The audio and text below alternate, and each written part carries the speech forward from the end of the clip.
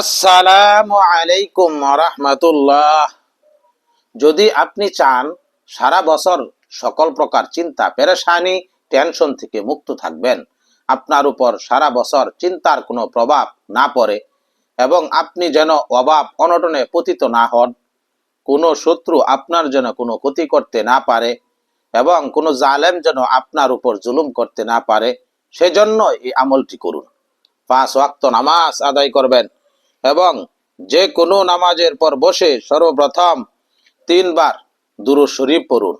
অতঃপর 360 বার বিসমিল্লাহ সহকারে সূরা বাকারার একটি আয়াত তথা আয়াতুল কুরসি পাঠ করুন।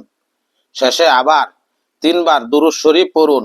অতঃপর এই দোয়াটি পড়ুন: আল্লাহুম্মা ইয়া মুহাউইলাল আহওয়ালি হাউইল হালি ইলা আহসানিল আহওয়ালি বিহাউলিকা ওয়া কুওয়াতিকা ইয়া কাবীরু ইয়া মুতাআলু ইয়া আজিজু ইয়া মিফদালু ওয়া সাল্লাল্লাহু আলা সাইয়্যিদিনা মুহাম্মাদিন ওয়া আলা আলিহি ওয়া সাহবিহি আজমাইন।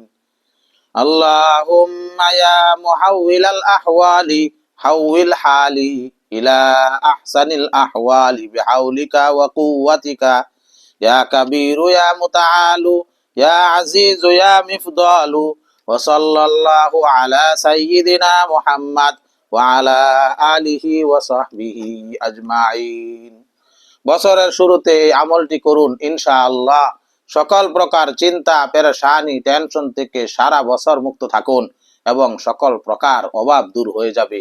তবে মনে রাখবেন, আমলটি করার সময় মনোযোগ সহকারে আমল করুন ও সন্দেহ সংশয় দূরে রাখুন, একাগ্রতার সাথে দোয়া করুন।